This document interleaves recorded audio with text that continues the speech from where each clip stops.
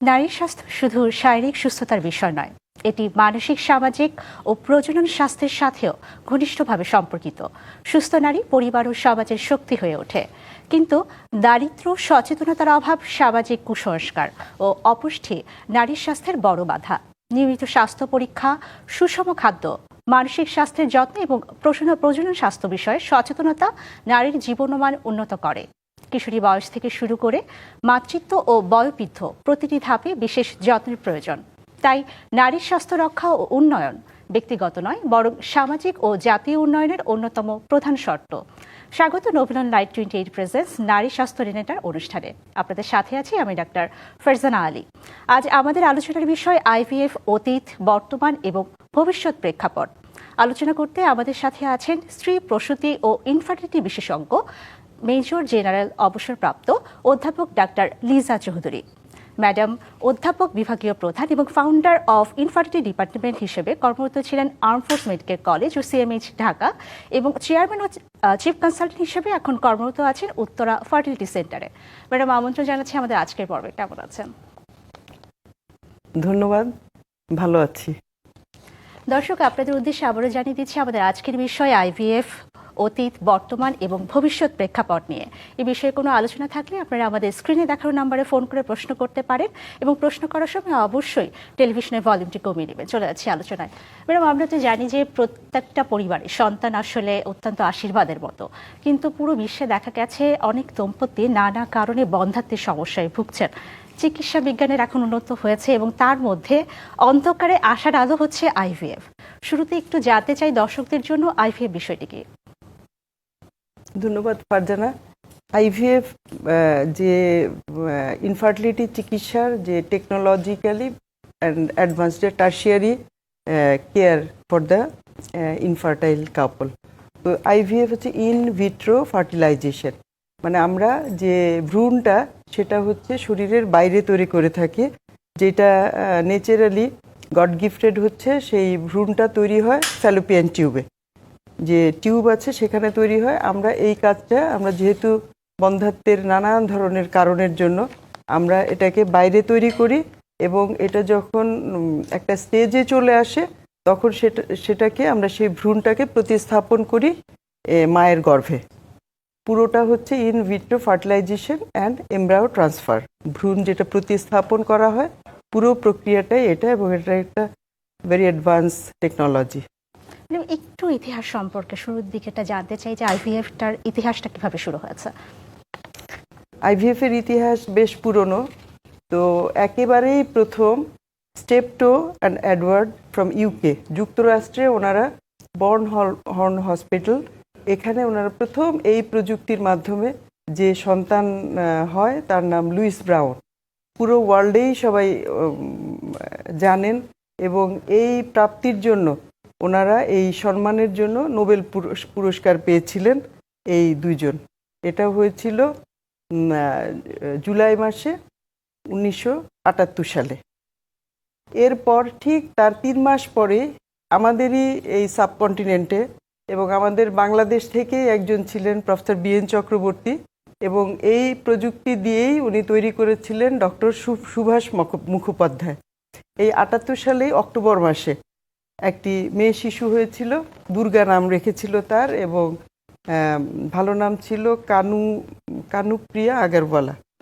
এবং আমাদের যে সামাজিক, ধর্মীয় এবং মানে পশ্চাৎপদ চিন্তায় জন্য ওনারা পেয়েছিলেন অ্যাওয়ার্ড, নোবেল প্রাইজ, এবং আমাদের ডক্টর সুভাষ মুখোপাধ্যায়কে আত্মহত্যা করতে হয়েছিল। তাকে এত বেশি নেগেটিভলি তাকে মান সম্মান হানি, তার জন্য মামলা, তার রেজিস্ট্রেশন ক্যান্সেল হয়ে গিয়েছিল, এবং এই জন্য তাকে করা হয়েছিল। অনেক কিছু ডেপ্রাইভ করতে করতে উনি কিন্তু আত্মহত্যা করেছিলেন। তো সেই 78 সাল থেকে আইভিএফ প্রক্রিয়ার শুরু হয়েছে। মানে একটু জানতে চাই যে আইভিএফ, যেহেতু আপনি বলছিলেন যে প্রথম দিকে কিন্তু বিভিন্ন রকমের বিরূপ প্রতিক্রিয়া ছিল, আসলে এই যে বিরূপ প্রতিক্রিয়া এছাড়া আর কি ধরনের সমস্যার সম্মুখীন হতে হয়েছিল শুরুর দিকে? শুরুর দিকে তো মানুষের জানা ছিল না, এবং মানুষ ভাবতো যে এটা সম্পূর্ণই প্রাকৃতিক, এটার কোনো চিকিৎসা বা এটার বৈজ্ঞানিক কোনো চিকিৎসা হয় না। এই জন্যই সব জায়গায় নেগেটিভ আইডিয়া ছিল, তার সাথে ধর্মীয়, সাংস্কৃতিক এবং বিভিন্ন ধরনের কুসংস্কার এবং গোঁড়ামি ছিল, দৃষ্টিভঙ্গিটাই ছিল পিছন দিকে। একটু বর্তমান আমাদের বাংলাদেশের জন্য হচ্ছে প্রথম আইভিএফ বেবি হয় হীরামণি মুক্তা 2001 সালে, আমাদের প্রফেসর পারভিন ফাতেমা ম্যাডাম ওনার হাত ধরেই এসেছিল। আর আমাদের সিএমএইচে আমরা 2018 সালের মার্চ মাসে আমাদের প্রথম আইভিএফ বাচ্চা হয় আমরা সিএমএইচে শুরু করার পরে। আমরা তো একদমই প্রাথমিক অবস্থায় অর্থাৎ আইভিএফ কিভাবে শুরু হয়েছে বাংলাদেশে সেটাও জানলাম। একটু বর্তমান অবস্থা সম্পর্কে জানতে চাই যে বর্তমানে আসলে আইভিএফ জনসাধারণের দোরগোড়ায় পৌঁছেছে কিনা। এটা ল্যাব ফ্যাসিলিটি এত ছিল না, টেকনোলজি এত ইমপ্রুভ বা এত বেশি ছিল না, এবং চিকিৎসার যে সাকসেস রেট সেটাও অনেক কম ছিল, 10 to 15%।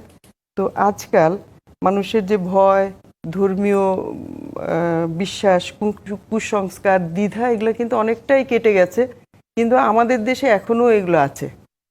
তো আমাদের পাশের দেশে যেহেতু ওরা অনেক পুরানো আগে থেকে করছে, ওরা অনেক এগিয়ে গেছে। আমাদের নেইবারিং চায়না, মানে আমাদের এই এশিয়ান কান্ট্রিতেও কিন্তু অনেক এগিয়ে গেছে।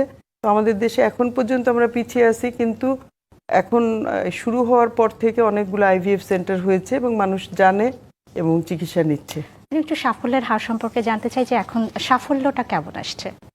সাফল্যর এটা শারীরিক, রোগীর বয়স, তার শারীরিক অবস্থা, অন্যান্য ধরনের যে কোমরবিডিটি সেগুলো কীরকম আছে, তার ডিম্বাণুর পরিমাণ, মানে আমরা ওভারিয়ান রিজার্ভ, এগুলো, স্বামীর যে শুক্রাণু সেটার অবস্থা, সেটার মর্টালিটি, এগুলো সব কিছুর উপরে কিন্তু নির্ভর করে আইভিএফ সাকসেস। তো আমরা যেহেতু মুসলিম কান্ট্রি, আমাদের যে আমাদের তো ডোনার অথবা সারোগেসি, আমরা ডোনার কোনো গ্যামেট নিতে পারি না, বা আমাদের ইসলামে এটা নাই, অনুমোদিত না। তো এটা যদি হয় তাহলে 25 থেকে 30% চান্স। আর যেখানে ডোনার, সারোগেসি এগুলো আছে তাদের কিন্তু ওরা বলছে তাদের প্রায় 50%, 40 to 50% সাকসেস হয় আর কি। একটু প্রযুক্তির সম্পর্কে জানতে চাই যে আইভিএফ এর বর্তমান প্রযুক্তিতে কি কি বিষয়গুলো সম্পৃক্ত হয়েছে। কনভেনশনাল আইভিএফ এর পাশাপাশি সবচেয়ে বেশি যেটা ইমপ্রুভমেন্ট আমি বলবো সেটা ইন্ট্রাসাইটোপ্লাজমিক স্পার্ম ইনজেকশন, যেটাকে বলা হয় ইক্সি। এটা কি জিনিস? এই ইক্সির মাধ্যমে যে দুর্বল অথবা রিলেটিভলি লেস মোটাইল অথবা অক্ষম যে শুক্রাণুগুলোকে, সেগুলোকে ইনজেকশন করে এই উসাইটের মধ্যে দিয়ে দেওয়া হয়।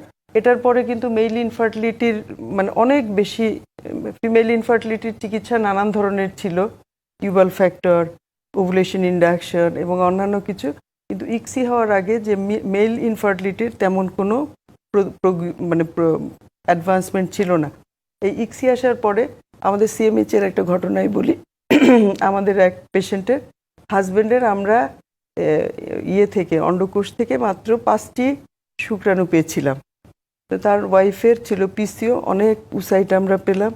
তার 5টা ইক্সি করা হলো, 3টা ভ্রূণ হলো, তো আলহামদুলিল্লাহ 3টা ট্রিপলেট তার বেবি হয়েছিল। তো যাই হোক, এরকম স্পার্ম এত কম, এত লেস মর্টিলিটি অবস্থায় আগে কল্পনাও করা যেত না, কিন্তু এই ইক্সি পদ্ধতি আসার পরে মেল ইনফার্টিলিটি চিকিৎসা যুগান্তকারী একটা উদ্ভাবনা হয়েছে। তারপরে আর একটা হচ্ছে ক্রায়োবায়োলজি। সেটা কি, আমরা ভ্রূণকে কিন্তু অথবা আমরা গ্যামেটকে আমরা দীর্ঘদিন ধরে এটাকে কিন্তু ক্রায়ো প্রিজার্ভ করা যায়। তো এই ক্রায়োবায়োলজি আসার পরে আমরা কিন্তু যখন ফ্রোজেন এমব্রায়ো ট্রান্সফার করি অথবা ফ্রোজেন গ্যামেট, যদি তার ক্যান্সার থাকে, হাজবেন্ড বিদেশে চলে গেছে অথবা বেশি অসুস্থ, আমরা কিন্তু ফ্রিজ করে রেখে দিতে পারি। সেটাকে যদি পরে ট্রান্সফার করি সেটা দিয়েও কিন্তু প্রেগনেন্সি হয়।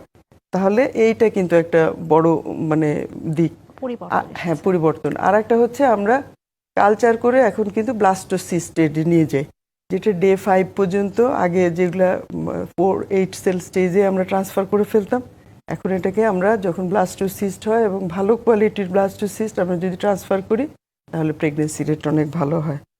এবং আমাদের যে আমরা আরো শুনবো, একটা স্বল্প বিরতির সময় হয়েছে। দর্শক, সময় হলো একটা স্বল্প বিরতির পরে আবারও ফিরে আসছি। সেই পর্যন্ত আমাদের সাথেই থাকুন। নভিলন নাইট 28 প্রেজেন্টস নারী স্বাস্থ্য রেনেটা নিচ্ছে একটি বিরতি, সঙ্গে থাকুন। আবারও স্বাগত ডিবিসি নিউজের সাপ্তাহিক আয়োজন স্বাস্থ্য বিষয়ক অনুষ্ঠান নোবেল অনলাইন 28 প্রেজেন্স নারী স্বাস্থ্য রেনেটা। আজকে আলোচনার বিষয় আইভিএফ অতীত, বর্তমান এবং ভবিষ্যৎ প্রেক্ষাপট। আলোচনা করতে আমাদের সাথে স্টুডিওতে উপস্থিত আছেন স্ত্রী প্রসূতি ও বন্ধ্যাত্ব রোগ বিশেষজ্ঞ মেজর জেনারেল অবসরপ্রাপ্ত অধ্যাপক ডাক্তার লিজা চৌধুরী। ম্যাডাম, আলোচনায় ফিরে যাচ্ছি। আমরা তো আসলে জানি যে আইভিএফ যখনই শব্দটা আসে অনেকটা মানসিক চাপ মনে করে থাকে। এই মানসিক চাপ মোকাবেলায় সাধারণ একজন মেয়ে বা একজন মা কি কি করতে পারেন? আসলে এটা একটা উল্লেখযোগ্য, একটা গুরুত্বপূর্ণ প্রশ্ন। এবং এই মানসিক চাপটা কিন্তু শুধু আমাদের দেশের কুসংস্কার সেই জন্য, অথবা পিছনের টান, লোকে কিছু বলল, পাড়া প্রতিবেশী কি বলল, এগুলো নিয়ে কিন্তু ভীষণ মানসিক চাপে থাকেন কাপল। তারা কিন্তু বিভিন্ন রকম কে পিছে কি বলে সেগুলো নিয়ে অনেক চিন্তা ভাবনা করেন।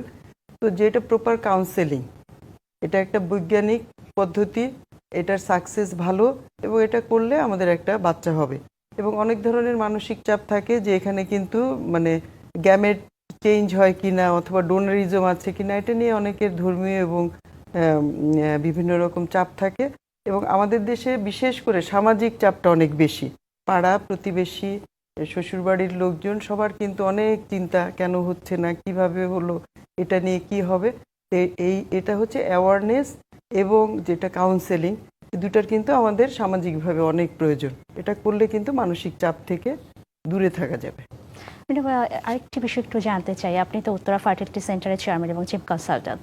উত্তরা ফার্টিলিটি সেন্টারে এখনকার রোগীদের জন্য আসলে কি ধরনের সুযোগ সুবিধা আছে? আমাদের এখানে সর্বাধিক যে টেকনোলজিগুলো, আমাদের এখানে সবই আছে। আমাদের এখানে আইইউআই, আইভিএফ, ইক্সি, ফ্রিজিং, সব ধরনের টেকনোলজি এখন আছে। আমাদের শুধু প্রিকনসেপশনাল যে পেরিকনসেপশনাল জেনেটিক টেস্টিং বা ডায়াগনোসিস এটি নাই।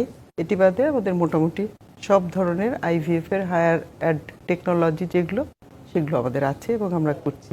আমাদের সাকসেস রেট মাশাআল্লাহ ভালো।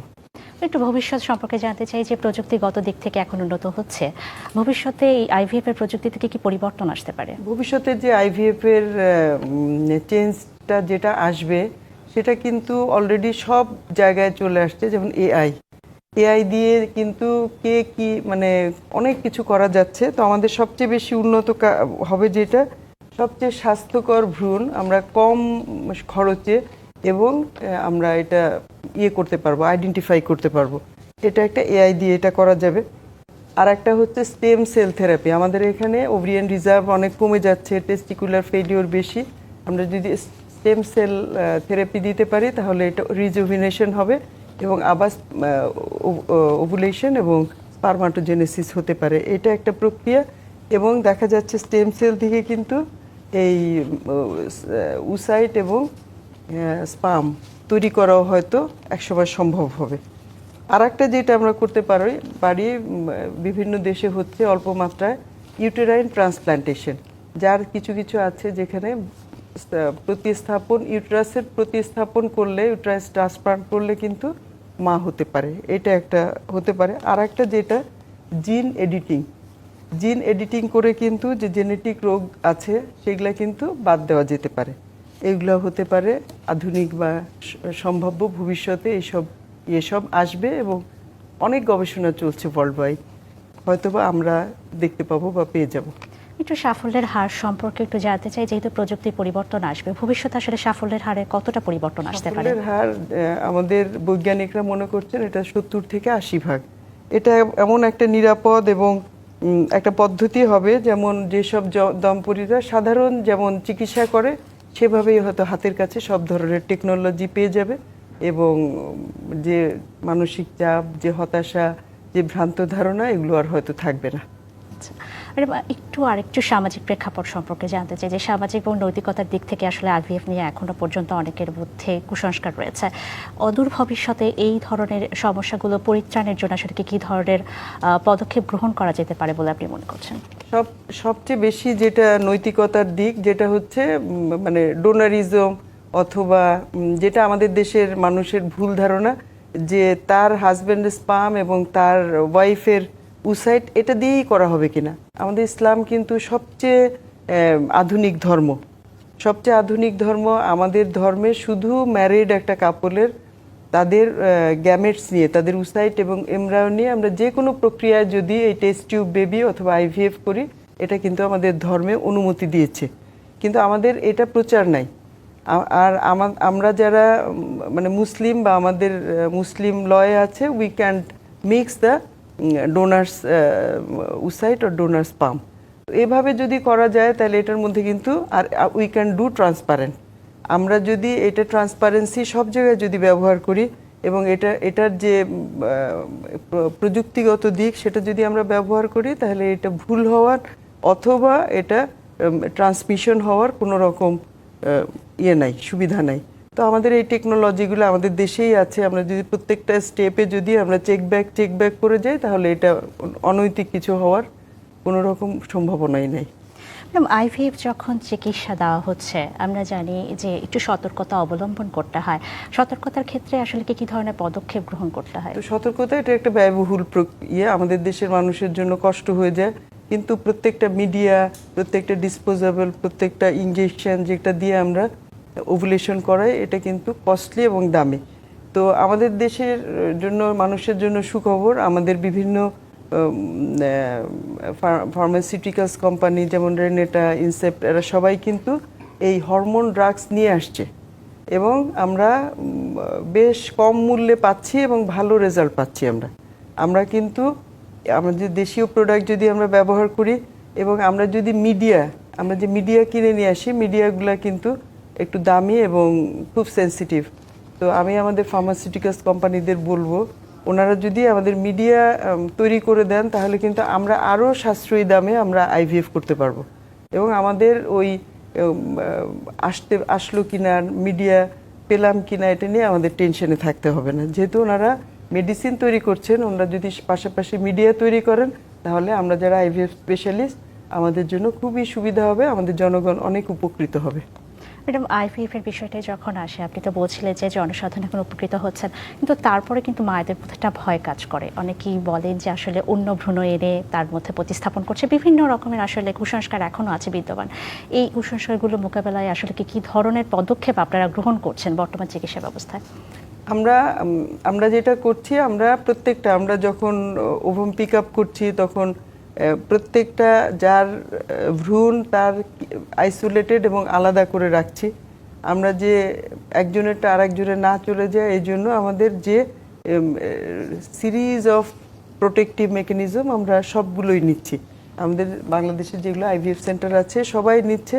এখানে আমাদের দেশে ডোনারিজম বা ভ্রূণ চেঞ্জ করা, এটা কিন্তু আমাদের লতে নাই এবং আমরা করি না। এবং আমাদের সিএমএইচ এর আইভিএফ সেন্টারে এই প্রোটেকশনের জন্য আমাদের কিন্তু বোঝাতে অনেক আমাদের অথরিটিকে হয়েছে। তো আমরা যখন আমাদের চেকলিস্টগুলো দেখিয়েছি যে আমরা এভাবে করব, তারপরে তারা সম্মতি দিয়েছেন এবং আমরা করতে পারছি। আমাদের সাথে আজকে সম্পৃক্ত হওয়ার জন্য আশা করি আমরা আজকের পর্ব থেকে দর্শকরা উপকৃত হয়েছেন।